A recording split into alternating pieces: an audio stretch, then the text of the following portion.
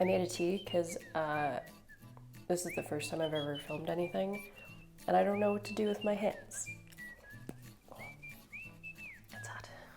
I don't know why it's shocking me, I just made it.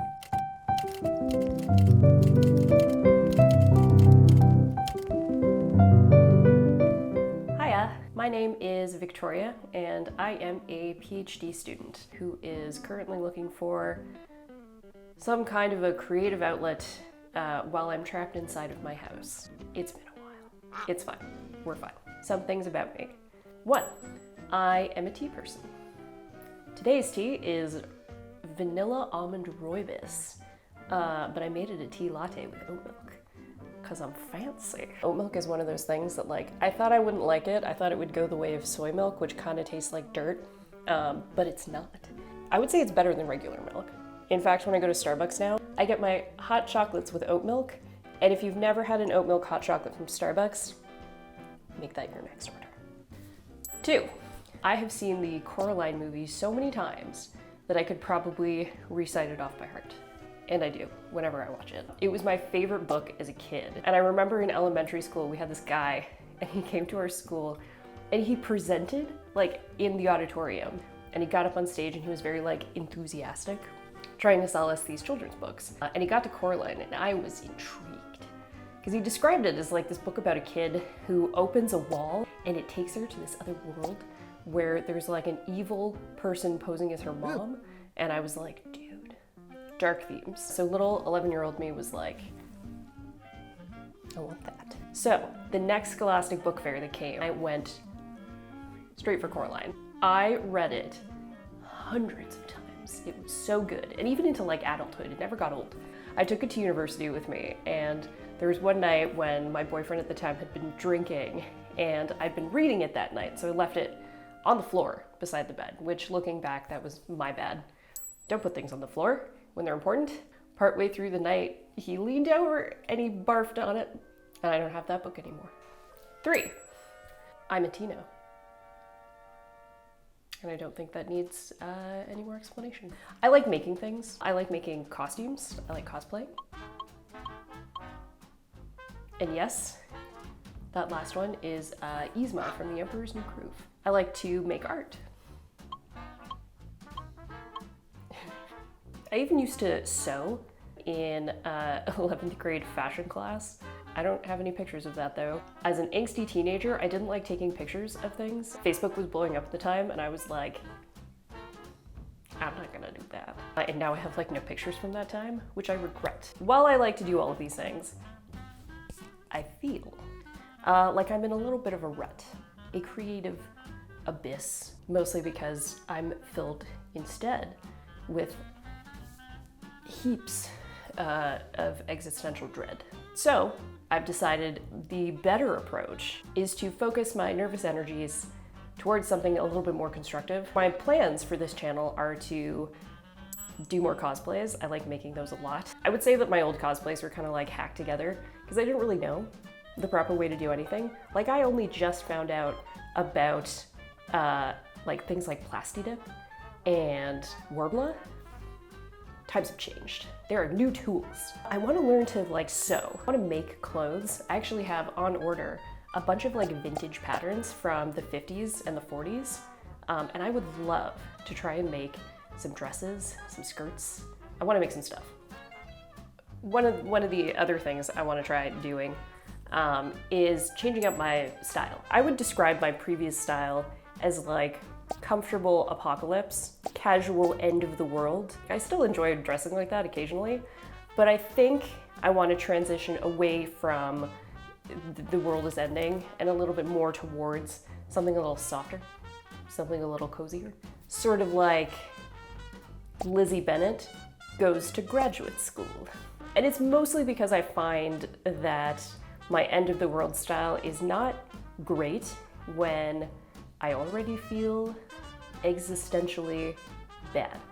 In order to make this conversion to a more sort of like vintage Ghibli cottagecore style more financially feasible, I decided to do it through secondhand stores. I looked specifically to find inexpensive secondhand items that wouldn't require me to leave my house. Enter ThredUP. So ThredUP is an online thrift store that's used by some of my favorite YouTubers currently, and they have sweet style. And I thought to myself, I would also like sweet style. Weird's all I've got. That and a sweet style. So I got some stuff, and I'd like you to join me in what is my first attempt at styling some of these items to be more consistent with this idea of how I want to dress. I want to look different. I want to still be me, but I want to look different. So, the only issue with this is that it's summertime. And while it's true that summer brings us all of this glory,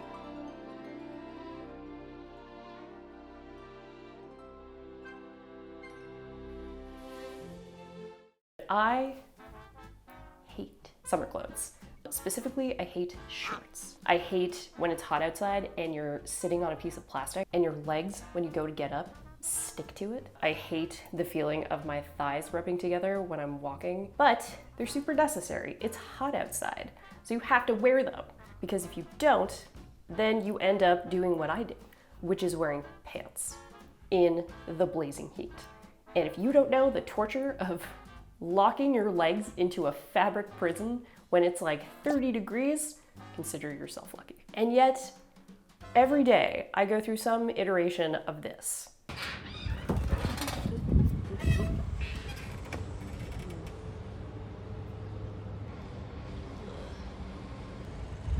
Pants today. So my challenge to myself today is to style each of the items that I got in two ways. One way that is summer appropriate, i.e.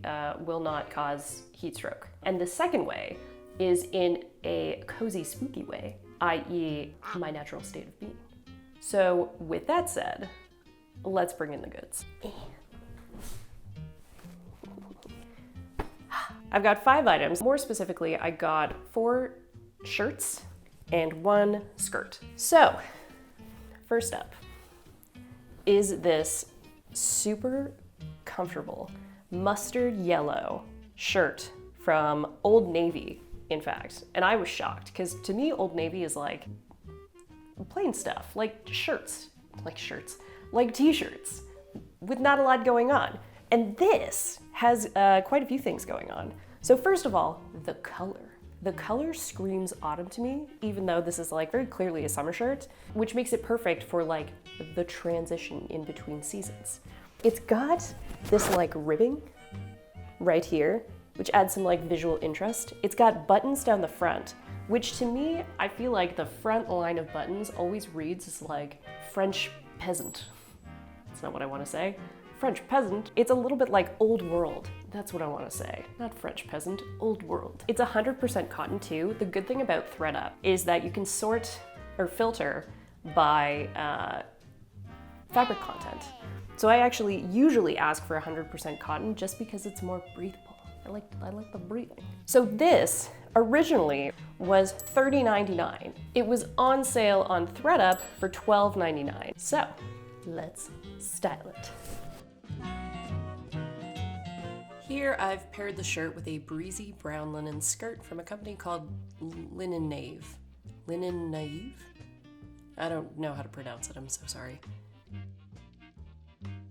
The skirt might be long, but it's all the better to protect my thighs from sticking to every smooth, plasticky surface I'm forced to sit on. These colors give me strong Vermeer vibes. Lots of women with jugs and earthy tones. The shoes have a lot of little leather straps, which means weird tan lines, but they complement the whole not French peasant look that I'm going for.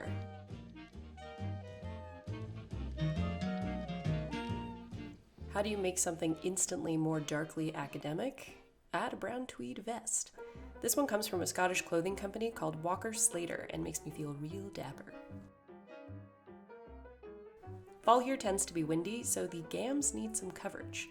I'm sticking with an earthy color palette with olive green pants and brown boots to match the belt.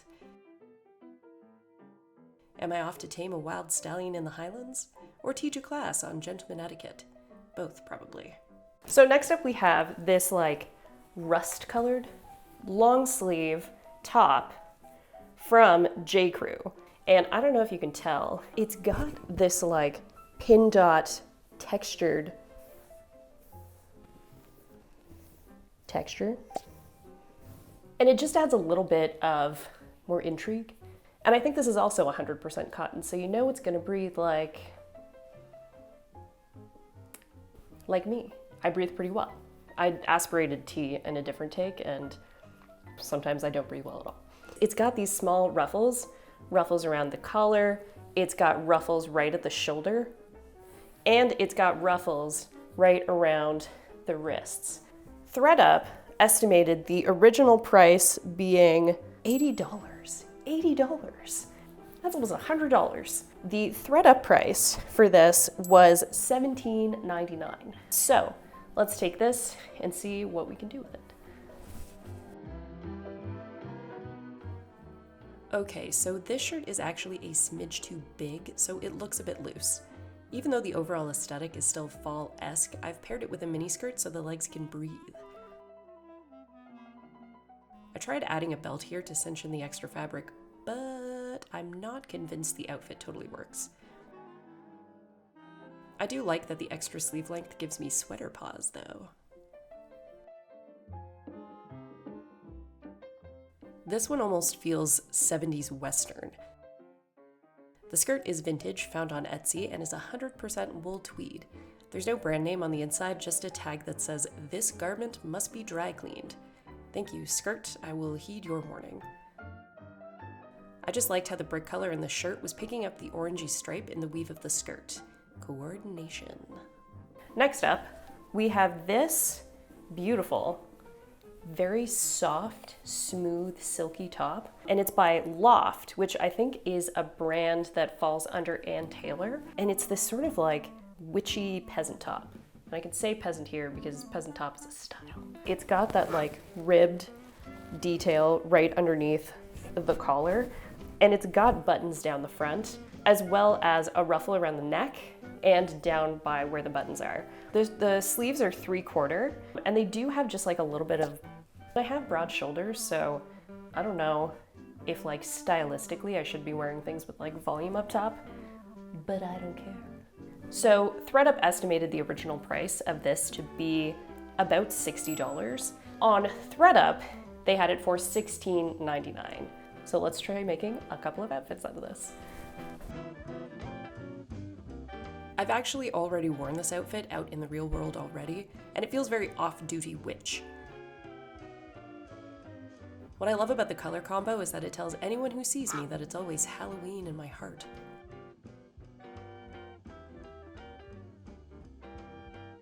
By the way, this is not actually a purse, it's just a case for my late father's binoculars from the 80s, but I feel like those should become an everyday staple. What if I suddenly want to start bird watching? Well, now I can. These high-waisted herringbone wool pants are also from ThredUp, and take this shirt somewhere a little more scholarly.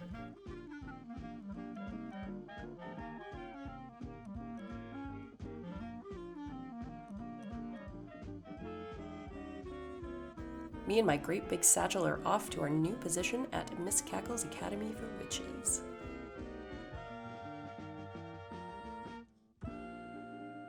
Next up we have a cream shirt from Zara, and she's something. She's spectacular. She has this like embossed pattern, almost like a Victorian wallpaper. She's got these beautiful puffed sleeve. Now, I love her, I do. I will tell you one thing about her. She's not stretchy. She's also messing with the exposure on my camera. You know when you're in a change room and you have wiggled your way into something that's like ever so slightly too small, and you think to yourself, I'm gonna have to hurt myself to remove this. That's her. It was originally $39.99 and ThredUp had it for $20.99. But let's style her a couple of different ways. Hoo boy, this one was a struggle to get on. She's got no give. I've paired it with some pinstripe shorts that are long enough to keep the chafing at bay, but short enough to keep the gams from overheating. The bag is vintage from the 1950s and ties the whole thing together like a good rug.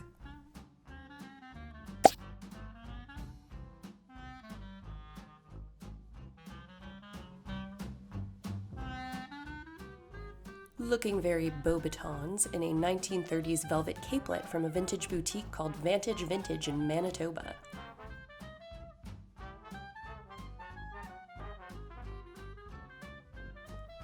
Do the kitties on my stockings count as my familiars? Close up, you can see the almost jacquard weave flower pattern. Beautiful, but requires me to dislocate my shoulders to remove. Last up, we have a linen skirt. I don't know if it's 100% linen, I think it's like a cotton linen blend, but it's this beautiful below the knee linen skirt in this army olive green. She's thick. So as far as being like a summer item, she's on the cusp. So it's a circle skirt, but it's got some swoosh. It's got some swoosh. And she's got pockets so you can hide your snacks. So the brand is Airy and Alley, and I've never heard of them. If this skirt is anything to go by, they do good things. ThredUP estimated this price, original price, as being $107, but they had it for $21.99. So let's take this and do some cool things with it.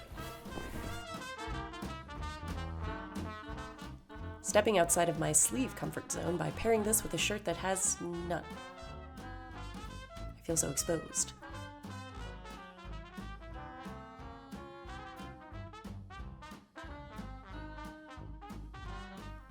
The eyelet lace on the shirt adds some visual interest and also ventilation on those oppressive summer days.